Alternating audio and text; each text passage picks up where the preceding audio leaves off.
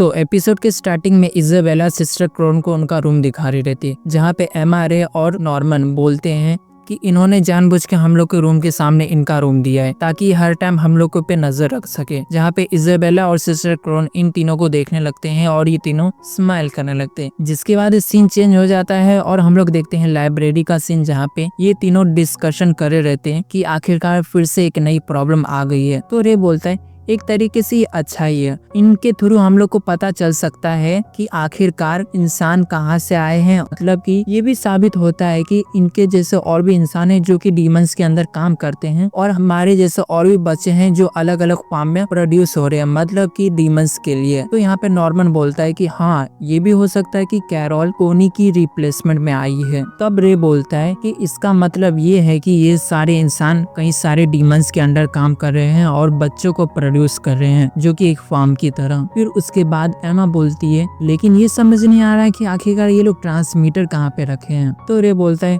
कि वो इतनी इजीली तो नहीं दिखने वाला है, हो सकता है ये डीमन टेक्नोलॉजी है और काफी ज्यादा छोटा ट्रांसमीटर होगा जो कि हम लोग को पता भी नहीं चल रहा होगा। और ये टेक्नोलॉजी तो शायद तो 2015 में आई भी नहीं होगी और ये इंसानों की तो बात भी नहीं होगी ये टेक्नोलॉजी लाने की। ये पक्का डीमन टेक्नोलॉजी है। तभी इनके माइंड में यही क्वेश्चन आता है कि आखिरकार ट्रांसमीटर है कहाँ पे। तो यहाँ पे नॉर्मन बोलता है इसका पता तो हमें एक ही जगह से चल सकता है, वो है कैरोल। उसके बाद सीन चेंज हो जाता है और यहाँ पे सिस्टर क्रोन इजाबेला को बोलती है कि मैं बहुत खुशनसीब हूँ कि मैं तुम्हारे अंडर काम कर रही हूँ, मैं इतनी लकी कैसे हो सकती हूँ, पता नहीं कैसे। फिर उसके बाद इजाबेला बोलती है मैंने तो सिर्फ एक असिस्टेंट की मांग की थी, पता नहीं तुम कहाँ से आ गए, मैंने तुम्हें स्पेसिफाई नहीं किया था कि बेसिकली मुझे तुम ही चाहिए। फिर उसके बाद सिस्टर क्रोन बोलती है कि मैंने जहाँ तक सुनी हूँ तुम आखिरकार एक यंगेस्ट लेडी हो जो काफी जल्दी मॉम बन गई थी और तुम हाई क्वालिटी प्रोडक्ट प्रोड्यूस करते हो जो डीमंस लोग काफी ज्यादा पसंद आते हैं और तुम्हारी तारीफ हर जगह होती रहती है। ये मेरी बहुत खुशनसीबी है कि मैं तुम्हारे अंडर काम कर रही हूँ और तुम एक बहुत अच्छी लेडी हो, मैं भी तुम्हारी तरफ बनना चाहती हूँ। उसके बाद इजाबेला बोलती है हाँ चुप रहे, पहले तो मीठी मीठी बातें करना बंद कर दे और चुपचाप काम पे ध्यान दे दे। और ये ले डॉक्यूमेंट्स, इन पे जितने भी नेम है ना चुपचाप वो याद कर ले, क्योंकि यहाँ पे 2 बच्चों को पता चल चुका है हमारे प्लान के बारे में। तो सिस्टर क्रोन बोलती है कि आखिरकार वो 2 बच्चे कौन है। तो इजाबेला बोलती उनका नाम तो नहीं बता सकती हूँ लेकिन उन लोगों से डील तो मैं ही करूंगी, तुम्हें सिर्फ मेरी हेल्प करनी होगी। एंड देन सीन चेंज हो जाता है और हम लोग देखते हैं सिस्टर क्रोन को जो कि एक डॉल से बात करी रहती है और बोलती है कि इजाबेला तुम कितनी बेवकूफ हो, मेरा प्लान तो ये है कि तुम्हें यहाँ से भगा दूं और तुम्हारा जगह ले लूं, मतलब कि मेरा नाम हो और मेरी वाहवाही हो। Best high quality product produce करने वाली सिस्टर क्रोन होने वाली है। जल्द ही वो दिन आएंगे जहाँ पे सारे डीमंस मेरी वाहवाही करेंगे और तुम्हें यहाँ से निकाल दिया जाएगा मॉम के दर्जे से। वो दिन भी दूर नहीं, समझिएगा बेचारी इजाबेला। यहाँ पे हम लोग को ये पता चलता है कि ये देने वाली है धोखा इजाबेला को। एंड देन सीन चेंज हो जाता है और हम लोग देखते हैं सिस्टर क्रोन बच्चों के साथ खेल रही रहती है। यहाँ पे नॉर्मन और रे डिस्कस कर रहे रहते हैं कि ये 2 बुरी लेडीज से तो बचना बहुत ज्यादा मुश्किल है। तो नॉर्मन बोलता है कि चलो मान ले कि इन 2 बुरी लेडीज से तो बच भी लेंगे, लेकिन बचने के बाद अगर भागेंगे तो वहाँ से डीमन से कैसे बचेंगे, उनसे बचना तो काफी ज्यादा मुश्किल है यार। तब यहाँ पे रे आइडिया देता है कि इन लोगों से बचने का तो अब एक ही आइडिया है, जहाँ पे रे इशारे में बताता है कि इन दोनों को मार देते हैं। फिर उसके बाद सिस्टर क्रोन आती है और कहती है हे तुम रे और तुम नॉर्मन हो ना, मैंने सुना है तुम लोग के मार्क्स काफी ज्यादा परफेक्ट आते हैं और काफी ज्यादा हाई स्कोर लाते हो तुम लोगों से मिलकर काफी ज्यादा अच्छा लगा, मिलते रहना और खुश रहना, ठीक है, ओके बाय। उसके बाद नॉर्मन और रे बोलते हैं कि क्या लगता है तुम्हें, क्या सिस्टर क्रोन ने हमारी बात सुननी होगी। तो रे बोलता है कि नहीं, वो जस्ट हम लोगों से मिलने आई थी। तब वहाँ पे नॉर्मन बोलता है कि तुम्हें पता है वो 2 बच्चे कौन है जिन पे नजर रखी जा रही है, वो हम ही दोनों है शायद से, क्योंकि ये लोग बात कर रहे थे कि 2 बच्चों को पता चल चुका है इस प्लान के बारे में। एंड देन हम लोग दूसरी तरफ देखते हैं जहाँ पे एमा कैरोल के बॉडी में ट्रांसमीटर फाइंड करी रहती है। एमा को ऐसे कैरोल के बॉडी में ट्रांसमीटर ढूंढते हुए गिल्डा देख लेती है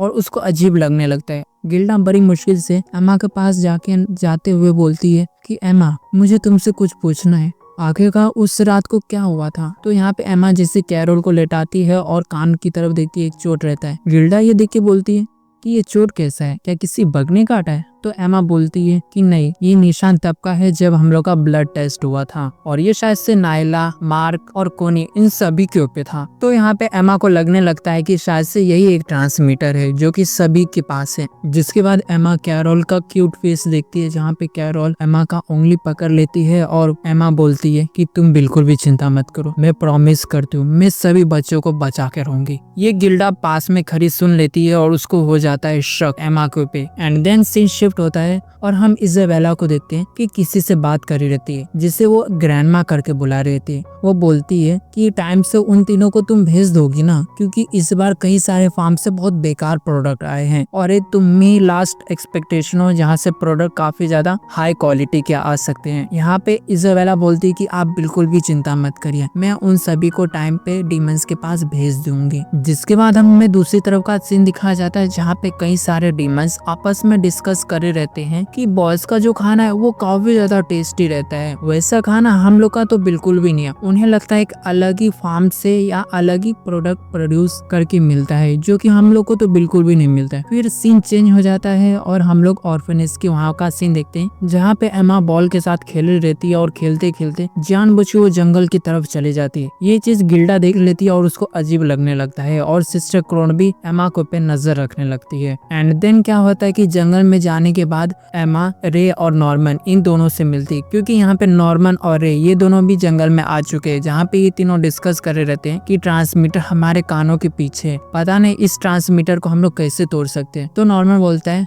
क्या हम इसे काट दे? तो एमा बोलती कि बिल्कुल भी नहीं, इसको काट नहीं सकते, मॉम रोज हम लोग के बाल झाड़ती है तो उन्हें पता चल जाएगा और शक हो जाएगा। तब रे बोलता है कि कान के पीछे जो ट्रांसमीटर है वो शायद से उतना इम्पोर्टेंट नहीं है, उससे मॉम सिर्फ हम लोग के लोकेशन जान सकती है, ये नहीं जान सकती है कि आखिरकार वो बच्चा कौन सा है। तब नॉर्मन बोलता है कि अगर हम लोग इस ट्रांसमीटर को काट भी देंगे ना, तब भी मॉम हम लोग का पीछा कर सकती है इस ट्रांसमीटर के थ्रू, यानी कि ये ट्रांसमीटर को तोड़ के भी कोई फायदा नहीं है। तब उसके बाद एमा बोलती है कि शायद रे कोई ना कोई तरीका तो ढूंढ ही लेगा इस ट्रांसमीटर को तोड़ने का। सो उसके बाद तीनों डिस्कशन करे रहते कि आखिरकार हम लोग सारे बच्चे को लेके भागेंगे कैसे, क्योंकि इन बच्चों की स्टेमिना तो काफी ज्यादा कम है। जहाँ पे एमा बोलती कि हम लोग टैग गेम के थ्रू इन लोग को काफी ज्यादा ट्रेनिंग दे सकते हैं, जिनसे इन लोग को काफी ज्यादा प्रैक्टिस हो जाएगा भागने की। जहाँ पे ये तीनों उन सारे बच्चों को ट्रेनिंग दे रहे रहते हैं टैग गेम के थ्रू भागने की, लेकिन वहाँ पे सिस्टर क्रोन इन लोगों को देख लेती है और बोलती है कि मैं भी तुम लोग के साथ टैग गेम खेलना चाहती हूँ, क्यों ना हम लोग 20 मिनट का टैग गेम रखे जहाँ पे मैं तुम लोग को ढूंढूंगी और तुम लोग भागना। तो सारे बच्चे लोग एग्री करने लगते हैं और सिस्टर क्रोन सारे बच्चों को फाइंड करने लगती है और एक एक करके वो सबको इजीली ढूंढ लेती है। जिसके बाद हम लोग देखते हैं कि सिस्टर क्रोन बाकी सारे बच्चे को भी फाइंड कर ही रहती है, लेकिन तभी हम लोग देखते हैं कि दो बच्चे लोग वहाँ पे खड़े होके चिल्ला रहे रहते हैं कि एमा।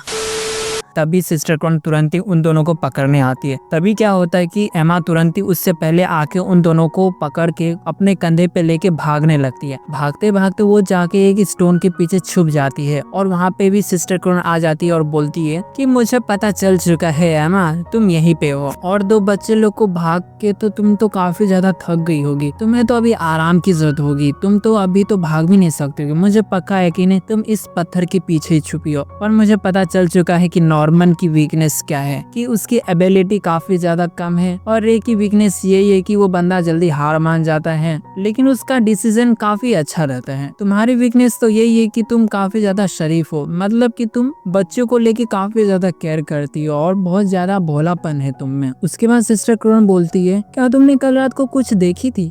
अगर देखी थी तो हाँ बोल दो, क्योंकि मैं तुम्हारे साथ ही हूँ। प्लीज एमा जल्दी से आ जाओ मेरे पास। और वो कैसे भी करके एमा को ढूंढ लेती है और बचा रहता है अभी कुछ थोड़ा सा टाइम, जहाँ पे उससे नॉर्मन और रे को ढूंढना रहता है। जहाँ पे उससे नॉर्मन और रे दोनों मिल जाते हैं और दोनों का पीछा करने लगती है। तो आगे भागते भागते नॉर्मन और रे दोनों रास्ता बदल लेते हैं, लेकिन सिस्टर को नॉर्मन का पीछा करने लगती है। जहाँ पे नॉर्मन आगे जाके एक स्टोन के ऊपर खड़ा हो जाता है और तभी पीछे से रे आके बोल देते हैं धप्पा, आपका टाइम खत्म हो गया। सो यहाँ पे बेसिकली ये लोग गेम जीत जाते हैं। तभी उसके बाद सिस्टर क्रोन इन तीनों का नाम नोटिस कर लेती है और साथ में गिल्डा को भी देखती, जहाँ पे गिल्डा के फेस का एक्सप्रेशन कुछ और ही रहता है। उसके बाद सीन शिफ्ट होता है और ये तीनों डिस्कशन कर रहे रहते हैं कि सिस्टर क्रोन ने अभी तक कुछ ऐसा करा भी नहीं जिससे हमको कुछ नुकसान हो। उसके बाद बोलते हैं कि इज़ाबेला ने भी कुछ अभी तक ऐसा करी नहीं जिससे हम लोगों को कुछ नुकसान हो सके। इन लोगों ने कुछ रुकावटें कुछ भी नहीं करे, पता नहीं क्या हो गया आखिरकार इन लोगों को। तब नॉर्मन बोलता है कि शायद ये भी हो सकता है कि मॉम ने मना करी होगी सिस्टर क्रोन को कि कुछ नहीं करने के लिए, तुम्हें सिर्फ नजर रखनी है। फिर उसके बाद नॉर्मन बोलता है कि एमा तुम बताओ तुम्हें क्या लगता है। तो एमा बोलती है कि हम लोग के आगे पीछे तो कोई कैमरा माइक कुछ था भी नहीं, फिर ऐसा कैसे। फिर उसके बाद सडनली एमा सोचती है कि हाँ शायद ये हो सकता है। तो यहाँ पे रे बोलता है कि हाँ बिल्कुल पक्का यही होगा, हम लोगों में से कोई तो ट्रेटर है जो कि हम लोग को ही धोखा दे रहा है, और किसी बच्चे ने तो मॉम को ऑलरेडी बता दिया होगा हमारे प्लान के बारे में। तभी क्या होता है कि इन लोग के डिनर का टाइम हो जाता है और ये लोग चले जाते हैं डिनर करने के लिए, जहाँ पे तीनों डिनर लेके जा रहे रहते हैं और एमा सबको शकी निगाहों से देखने लगती है और उसको समझ नहीं आता है कि आखिरकार कौन ऐसा बच्चा है जो हम लोग के सारी इंफॉर्मेशन मॉम और सिस्टर क्रोन को दे रहा है। और उसके बाद हमारा ये एपिसोड यहीं पे एंड हो जाता है। दोस्तों आपको आखिरकार क्या लगता है कि आखिरकार वो ट्रेटर कौन होगा? कमेंट्स में जरूर बताना और गेस जरूर करना कि आखिरकार कौन हो सकता है। और नेक्स्ट एपिसोड देखने के लिए हमारे चैनल पे बने रहना, तुरंत ही एपिसोड में लेके आने वाला हूँ। कुछ इशू की वजह से थोड़ा डिले हो गया था, लेकिन अभी प्रॉमिस करता हूँ अभी बिल्कुल भी नहीं होने वाला है। मिलते हैं नेक्स्ट वीडियो में, तब तक के लिए बाय।